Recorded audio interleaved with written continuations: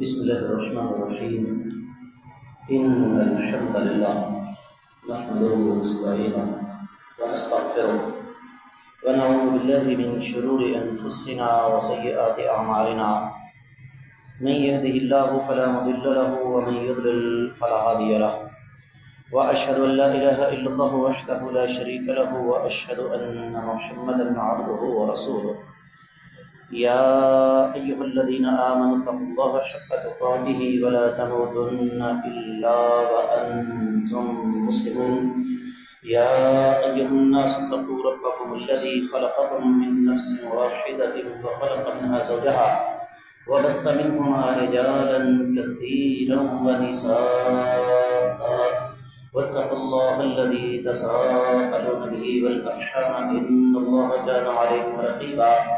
يا أيها الذين آمنوا اتقوا الله وقولوا قولا سديدا يصلح لكم أعمالكم ويغفر لكم ذنوبكم، ومن يطع الله ورسوله فقد فاز فوزا عظيما. أما بعد، فإن خير الحديث كتاب الله، وخير الهدي هدي محمد صلى الله عليه وسلم، وشر الأمور محدثاتها، وكل محدثة بدعة، وكل بدعة ضلالة، وكل ضلالة في النار. قال الله عز وجل بعد أعوذ بالله السميع العليم من الشيطان الرجيم: بسم الله الرحمن الرحيم. قاف والقرآن المجيد. بل عجبوا أن جاءهم منذر منهم فقال الكافرون هذا شيء عجيب، أإذا متنا وكنا ترابا ذلك رجع بعيد. قد علمنا ما تنقص الأرض منهم وعندنا كتاب حفيظ. بل كذبوا بالحق لما جاءهم فهم في أمر مريج.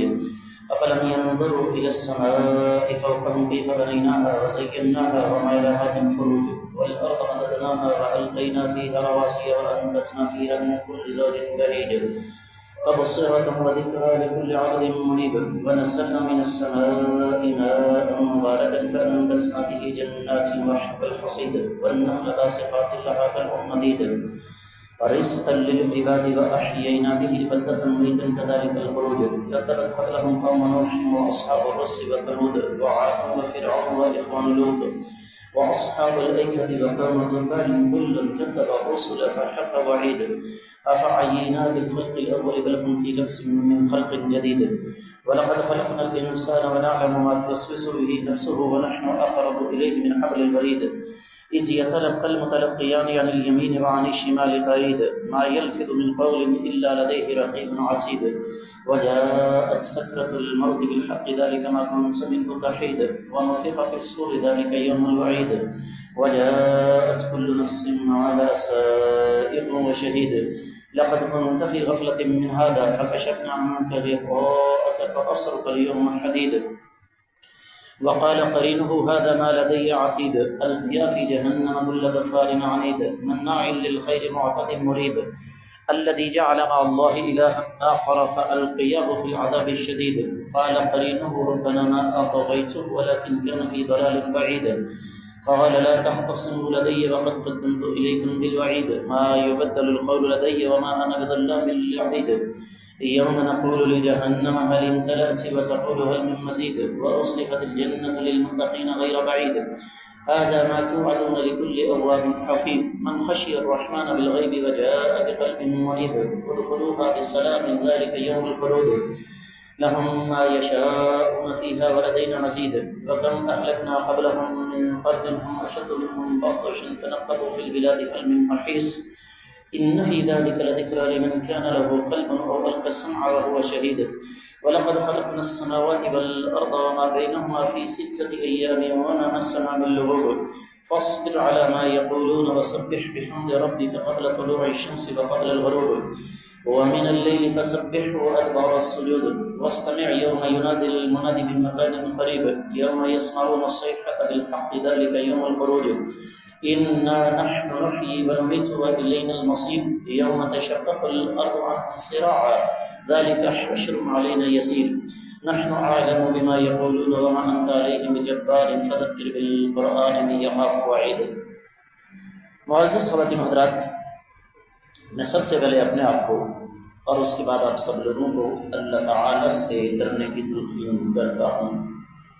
اور جو انسان اللہ رب العزت سے ڈرتا ہے، رب کائنات اس پر جو انعامات عطا فرماتے ہیں ان میں ایک یہ بھی ہے کہ وہ انسان امت مسلمہ کا دوسروں کا درد اپنے دل میں محسوس کرتا ہے۔ آج اللہ تعالیٰ کی توفیق سے 28 ذی الحجہ 1445 ہجری یعنی عیسوی سال 1445 ہجری کا آخری جمعہ، جو کہ دوسری طرف 5 جولائی 2024 عیسوی بنتی ہے، ہمارا آج کا موضوع امت مسلمہ باہمی انتشار کا شکار کیوں ہے۔ اب آپ کہیں گے اس موضوع کو چھیڑنے کی وجہ ہمارے سوچنے سے یا ہمارے بات کرنے سے کیا یہ انتشار ختم ہو جائے گا؟ ہمارا درد سر اس انتشار کو ختم کرنا نہیں، ہمارا اصل مسئلہ یہ ہے کہ اس انتشار کو ختم کرنے میں ہمارا کردار کیا ہے، یا دوسری طرف یوں کہہ لیجئے کہ کہیں اس انتشار میں تو حصے دار نہیں ہوں۔ معمول کے مطابق نقطوں کی شکل میں بات کروں گا۔ امت مسلمہ کے انتشار کا سب سے پہلا سبب اندھا تعصب ہے۔ یاد رکھیے، آج جس معاشرے میں ہم رہ رہے ہیں نا، کائنات کے امام صلی اللہ علیہ وسلم کے دور کا جائزہ لیں۔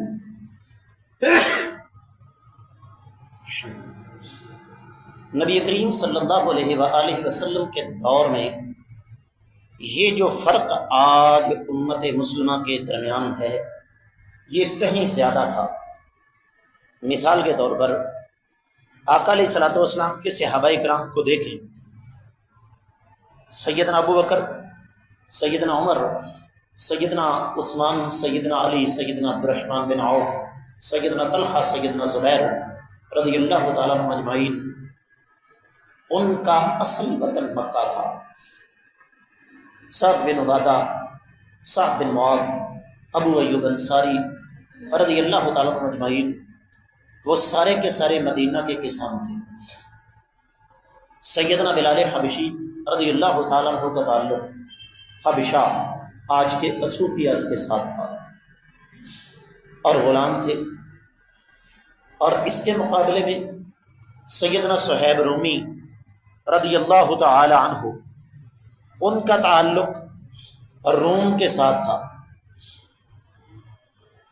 پھر سیدنا سلمان فارسی رضی اللہ تعالیٰ عنہ، ان کا تعلق فارس آج کے ایران کے ساتھ تھا۔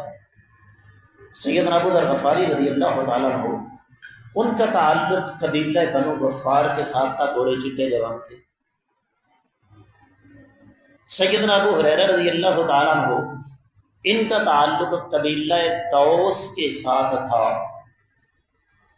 رنگ، نسل، کنبہ، قبیلہ، ذات، برادری، علاقہ مختلف، لیکن کیسی عجیب و غریب بات ہے، ان تمام تر اختلافات کے باوجود وہ ساری کی ساری ہستیاں جس طرح کسی موتیوں والے ہار کے اندر موتی پروئے ہوتے ہیں، اس طرح یکجان تھے، اس طرح اکٹھے تھے۔ ان کے درمیان آج کی امت مسلمہ کی طرح انتشار نہیں تھا۔ وجہ کیا تھی؟ کائنات کے امام صلی اللہ علیہ وآلہ وسلم نے ان کی برین واشنگ اس انداز سے کی تھی، دل و دماغ کو اس انداز سے تعصب سے پاک کیا تھا کہ آج جن بنیادوں پر ہم آپس میں جھگڑتے ہیں ان کا 1000واں حصہ بھی صحابہ کرام کے درمیان بدل لیا تھا۔ آج ہماری حالت کیا ہے؟ جب ہم تعصب کی بات کرتے ہیں، تعصب کا معنی کیا ہوتا ہے؟ عصبیت.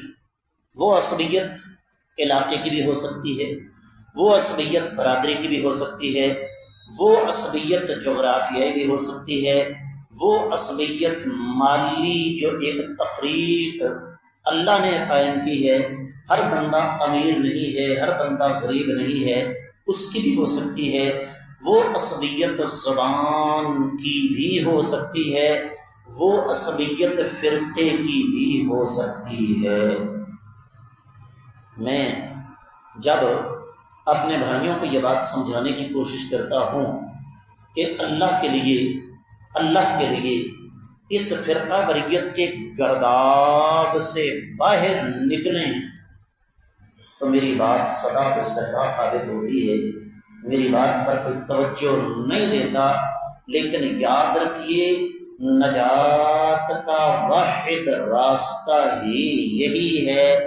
تمام ائمہ، تمام پیر، تمام بزرگ سارے کے سارے قابل احترام ہیں، لیکن ان سب سے بڑھ کر جو ہستی ہے وہ محمد رسول اللہ صلی اللہ علیہ وسلم. ایک مثال دے کر بات ختم کے آگے چلاتے ہیں. نبی علیہ السلام کے 2 صحابہ ہیں. لکھنے والوں نے لکھا کہ انسانی تاریخ کی سب سے عظیم معبرت کون سی تھی؟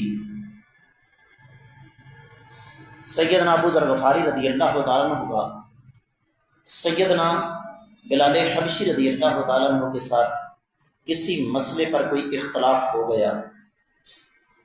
سیدنا ابو ذر غفاری رضی اللہ تعالیٰ عنہ کی زبان سے الفاظ نکلے، یا ابن السوداء، تم کالی کے بچے ہو. تشریف لائے آقا کے پاس. سیدنا بلال کہا، آقا مجھے کافروں نے مار مار کر جسم کا کوئی حصہ ایسا نہیں جہاں پر زخم نہ ہو، ظلم و ستم کی انتہا کر دی ہے، لیکن اتنی تکلیف نہیں ہوئی جتنی اپنے بھائی کے ان الفاظ سے ہوئی ہے. حدیث مبارکہ کیا ہے؟ المسلم من سلم المسلمون من لسانہ و یدہ. سچا مسلمان وہ ہے جس کے ہاتھ اور زبان سے دوسرے مسلمان محفوظ رہیں. میری گفتگو بنیادی طور پر آنے والے ہر مرد، آنے والی ہر خاتون کے لیے ہوتی ہے. میں اور آپ سب ابھی اور اسی وقت اپنے اپنے گریبان میں منہ ڈال کر سوچیں، ایک دن میں ہم اپنے کتنے مسلمان بہن بھائیوں کی روحوں کو زخمی کرتے. نبی علیہ الصلوۃ والسلام نے بلایا، فرمایا، ابو ذر اعیرتہ بأمہ، کیا تو نے اس کو اس کی ماں کی وجہ سے عار دلا دی؟ یہ تمہارا تعصب ہے.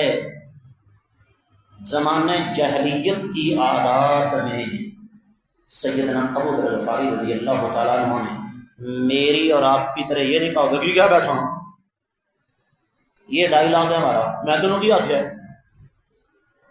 سمجھدار انسان کی یہ نشانی نہیں ہوتی. کہا سب سے پہلے اللہ سے معافی، اور بلال تم نے صحیح کہا، واقعی میں نے غلطی کی ہے. میں یہ اپنا سفید گال زمین پر رکھتا ہوں، تم اپنا کالا پاؤں اس کے اوپر رکھو تاکہ میرا تکبر ٹوٹے، شاید اسی طرح اللہ میرے گناہ کو معاف فرما. تو پہلا سبب اندھا تعصب، وہ کسی شخصیت کا بھی ہو سکتا ہے، وہ کسی فرقے کا بھی ہو سکتا ہے، وہ کسی مسلک کا بھی ہو سکتا ہے، وہ زبان، رنگ، نسل، کنبے، قبیلے، ذات، برادری، کسی کا بھی ہو سکتا ہے. پہلی چیز. دوسرا سبب تنقیدی ذہن. تنقیدی ذہن کیا ہے؟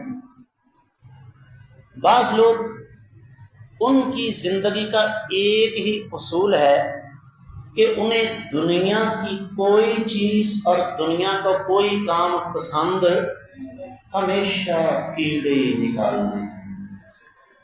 اور ان کا بس نہیں چلتا، ورنہ عرش والے رب کو بھی معاف نہ کریں کہ یا اللہ تو نے آنکھیں اوپر لگائیں ناک نیچے لگایا، تیری جگہ میں ہوتا تو ناک اوپر لگاتا آنکھیں نیچے لگاتا۔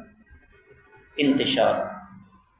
یاد رکھیے، اگر میں اور آپ یہ چاہیں، بلکہ دنیا کا کوئی بھی شخص اگر یہ چاہے کہ ساری دنیا ویسی ہو جائے جیسی میں چاہتا ہوں، تو کیا یہ ممکن ہے؟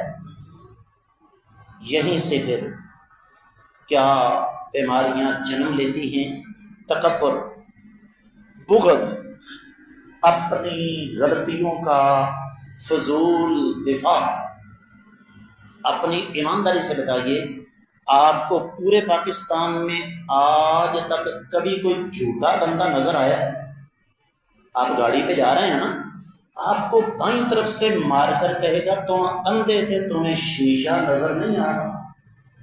نتیجہ کیا ہوتا ہے پھر ان حالات میں قومیں نہیں رہتی، ہجوم بن جاتی ہیں، ریوڑ بن جاتی ہیں، جس طرف جس کا جی چاہتا ہے ہام کر لے جاتا ہے۔ میں موضوع سے باہر نہیں نکلنا چاہتا۔ بجلی آج پھر 10 روپے فی یونٹ بڑھ گئی ہے، اور دھمالیں ڈالو جا کے ان کے سامنے۔ اس کی وجہ بڑھانے والوں کو پتہ ہے کہ اس قوم کا ضمیر کوئی نہیں ہے، ان کو اس بات کا علم ہے کہ یہ قوم نہیں ہجوم ہے، انہوں نے کل کو پھر ہمارے سامنے دھمالے ڈالے۔ تیسرا سبب شخصیت پرستی۔ شخصیت پرستی کیا ہے؟ سب سے پہلے یہ بات ذہن میں رکھیے کہ انسان نظریات، تعلیمات، ارشادات اور وحی کو چھوڑ کر شخصیات کے پیچھے چلنا شروع کر دیں۔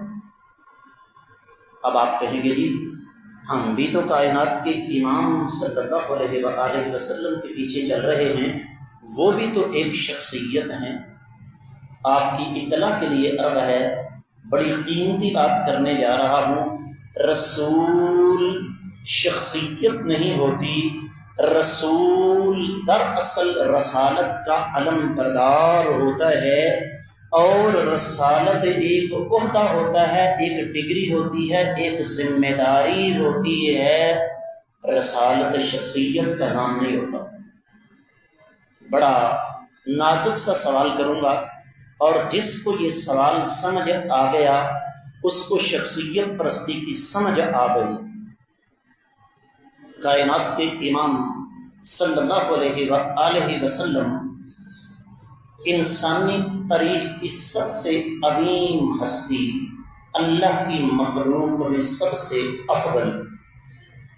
آپ کی دو حیثیتیں ہیں، ایک حیثیت محمد صلی اللہ علیہ وسلم، ایک انسان عبداللہ کے بیٹے، آمنہ کے لال، پیدا ہوئے، بچپن گزارا، لڑکپن گزارا، جوانی گزاری، شادیاں کیں، اللہ نے اولاد عطا فرمائی، 63 سال زندگی گزاری، اور اس کے بعد داعی اجل کو لبیک کہا، انتقال فرما گئے۔ دوسرا پہلو ہے محمد الرسول اللہ صلی اللہ علیہ وسلم۔ یہاں پر آ کے شخصیت ختم ہو جاتی ہے۔ ایک ہستی جنہیں رب کائنات نے آخری نبوت کا تاج پہنا کر مبعوث فرمایا، انسانیت تڑپ رہی ہے، انسانیت سسک رہی ہے، لوگ ذلیل ہو رہے ہیں۔ یہ ہماری بیٹی جو آج کہتی ہے مجھے باپ اور بیٹے سے اور بھائی سے آزادی چاہیے، اس کی منڈیاں لگ رہی ہیں۔ چھوٹی چھوٹی بات پر لڑائی شروع ہوتی ہے، اور وہ لڑائی چلتی ہے سال ہا سال، نسل در نسل۔ ان حالات میں رب کائنات ایک رسول کو مبعوث فرماتے ہیں صلی اللہ علیہ وسلم، جو کہ آخری نبوت کا تاج پہن کر آتے ہیں۔ 23 سال کی قلیل مدت میں انسانی زندگی کا دھارا تبدیل کرتے ہیں۔ سوال کا وعدہ کیا تھا، آپ محمد کے پیروکار ہیں یا رسول اللہ کے پیروکار ہیں؟ رسول اللہ صلی اللہ علیہ وسلم۔ میں اس پر مزید اس وجہ سے کچھ نہیں کہتا کہ یوٹیوب چینل پر ایک مستقل موضوع میرا شخصیت پرستی کے نام سے موجود ہے۔ اس 1.5 گھنٹے کے موضوع کو میں یہاں 1.5 منٹ میں سمیٹ نہیں سکتا، جا کر وہ آپ دیکھ لیجئے گا۔ دیکھنا کیا ہے، سننا ہی ہے، کیونکہ میری تصویر تو آپ کو ملے گی نہیں۔ وہاں پر آپ کو فرقہ واریت کی تاریخ، اس کے اسباب، آج کے دور میں اس حوالے سے ایک مسلمان کی ذمہ داری کیا ہے، سب کچھ مل جائے گا۔ یہ بات میں بھی جانتا ہوں اور آپ بھی جانتے ہیں کہ آج امت مسلمہ اگر انتشار کا شکار ہے، اگر اختلافات کا شکار ہے، تو اس کا ایک بہت بڑا سبب یہ ہے کہ ہم نے وحی کو ترک کر کے شخصیات کے پیچھے چلنا شروع کر دیا۔ ایک ثبوت دے کر اگلے نقطے کی طرف بڑھوں گا، اور وہ ثبوت کیا ہے؟ آج آپ کسی کے سامنے قرآن کی آیت پڑھ لیں، آپ کسی کے سامنے آقا علیہ الصلوۃ والسلام کی حدیث مبارکہ پڑھ لیں، جواب کیا آئے گا؟ میں نے ان کانوں سے سنا، ان آنکھوں سے دیکھا، جناب یہ آیت اور یہ حدیث فلاں مولوی صاحب نے نہیں پڑھی۔ اس کا مطلب کیا ہوا؟ آپ نہیں سمجھ سکتے کہ اس جملے کے اندر کتنا زہر بھرا ہوا ہے۔ اس کا مطلب کیا ہوا کہ میرے نزدیک قرآن نعوذ باللہ اہم نہیں ہے، حدیث نعوذ باللہ اہم نہیں ہے، میرے فلاں مولوی صاحب اہم ہیں۔ یہاں سے آ کر فرقہ واریت کو ہوا ملتی ہے، یہاں سے آ کر شخصیت پرستی شروع ہوتی ہے، اور یہاں سے امت مسلمہ کے انتشار کا آغاز ہوتا ہے۔ سیاست کی طرف چلے جائیں، سیاسی پارٹیاں شخصیات کے ارد گرد گھوم رہی ہیں، اور مذہب کی طرف چلے جائیں تو فرقے اور ان فرقوں کے اندر کی تقسیم در تقسیم کس کے ارد گرد گھوم رہی ہے بھائی؟ شخصیات کے ارد گرد۔ امت مسلمہ انتشار کا شکار کیوں؟ دوسرا بڑا سبب شخصیت پرستی ہے۔ جب ہم شخصیات کو چھوڑ کر تعلیمات کے پیچھے، ارشادات کے پیچھے، وحی کے پیچھے چلنا شروع کر دیں گے، ہمارا آپس کا انتشار ختم ہو جائے گا۔ چوتھا سبب دوسروں کی رائے کا احترام نہ کرنا، جس کو ہماری سادہ زبان میں یوں کہہ لیں کہ ہم میں سے زیادہ تر لوگ بندے کو بندہ ہی نہیں سمجھتے۔ میں نے، اگر آپ کو یاد ہو تو پچھلے جمعے ایک مثال دی تھی، اگر میں ہاتھ یوں کھڑا کرتا ہوں، آپ میں سے کچھ میرے بھائی کہیں گے یہ 3 انگلیاں ہیں، کچھ کیا کہیں گے 5 ہیں، درست؟ اور 3 والوں کو 3 پر ضد نہیں کرنی چاہیے، اور 5 والوں کو رائے کا اختلاف ہے نا۔ یہاں پر ایک نقطہ میں آپ کو سمجھا دوں، بڑا قیمتی۔ اس کا مطلب یہ بھی نہیں کہ میں قرآن یا حدیث کی اپنی مرضی سے تشریح کروں۔ ایک بڑی قیمتی مثال اچانک ذہن میں آئی ہے، اور وہ میں اگر آپ کو سمجھانے میں کامیاب ہو گیا تو سمجھ لیجیے کہ میرا مقصد پورا ہو گیا۔ اللہ رب العزت سب کو حرمین شریفین کی زیارت نصیب فرمائے۔ مدینہ جاتے ہیں، اور مدینہ جا کر ایک جگہ ہے جس کے بارے میں آقا علیہ السلام نے فرمایا، ما بین بیتی و منبری روضۃ من ریاض الجنہ، میرے گھر اور میرے منبر کے درمیان جنت کے باغات میں سے ایک باغ ہے۔ صحیح حدیث ہے۔ وہاں جا کر ہم کیا کرتے ہیں جی؟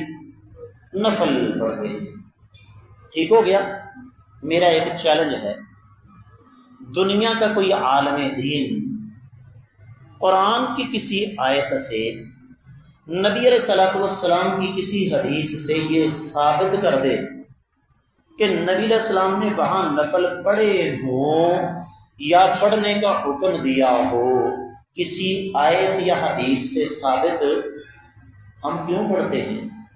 اس کی وجہ یہ ہے کہ ہمارے اسلاف شروع سے لے کر آقا علیہ الصلوۃ والسلام کی وفات سے لے کر ماضی قریب کے اہل علم تک سب لوگوں نے اس حدیث کا مفہوم کیا لیا ہے کہ ہم نے روضۃ من ریاض الجنہ میں جا کر کیا کرنا ہے؟ نفل پڑھنا ہے۔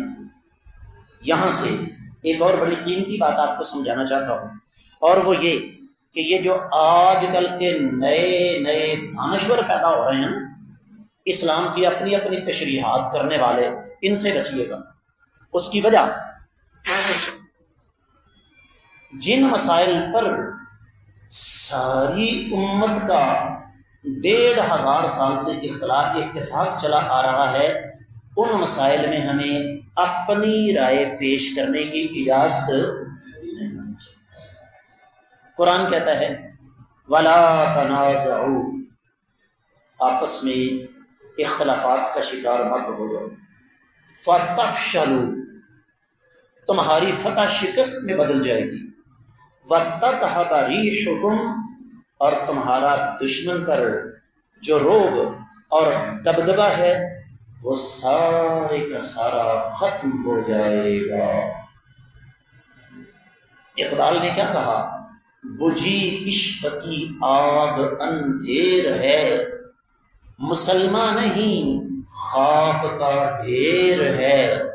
اس قوم کو ایک سازش کے تحت مردہ کیا گیا، اس امت مسلمہ کو ایک سازش کے تحت آپس میں پھاڑا گیا۔ جب میرے اور آپ کے دل و دماغ میں یہ بات گھر کر جائے گی کہ ہم نے معاملات کو باہمی افہام و تفہیم کے ساتھ حل کرنا ہے۔ میں نے پچھلے جمعے ایک مثال دی تھی، اس بستی کے سمجھدار لوگ یہاں تشریف فرما ہیں، میں نے پچھلے جمعے بھی سنا، اس جمعے بھی سنا، 12:30 بجے جمعے کی پہلی اذان ہو رہی ہے۔ سنی آپ نے؟ اس کا مطلب کیا ہوا کہ میرے دوسرے بھائیوں کے نزدیک 12:30 بجے اذان کہنا بولو بولو بولو جائز ہے۔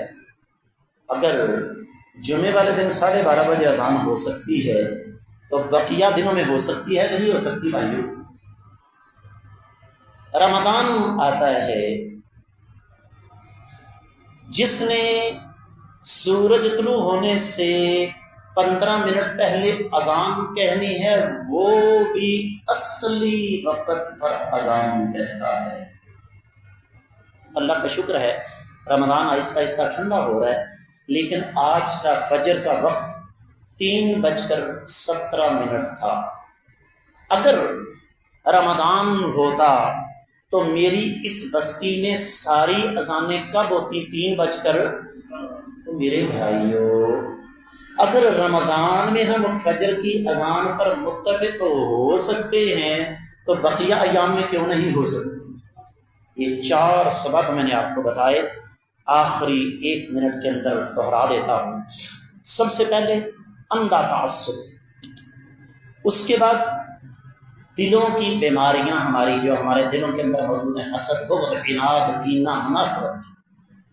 تیسرا سبب شخصیت پرستی، اور چوتھا سبب عدم تفہم کا رویہ، دوسروں کی رائے کا احترام نہ کرنا، میں نہیں سمجھنا۔ یہ سب سے خطرناک چیز ہے۔ یہ چاروں بیماریاں جب ہم اپنے اندر سے ختم کریں گے، اور ان چاروں بیماریوں کا تعلق ہر شخص کے ساتھ ہے، ہر مرد کے ساتھ ہے، ہر عورت کے ساتھ ہے، اللہ کے لیے اللہ کے لیے اللہ کے لیے اپنے اندر سے ان چاروں بیماریوں کو ختم کیجئے۔ کچھ نہ ہوگا تو کم از کم میں اور جب آپ اپنی اصلاح کر لیں گے تو معاشرے کو کچھ ایسے افراد ضرور مل جائیں گے جو ان بیماریوں سے پاک ہیں۔ اللہ تعالیٰ ہمیں سمجھنے کی توفیق عطا فرمائے۔ وما علیہ الا البلاغ المبین۔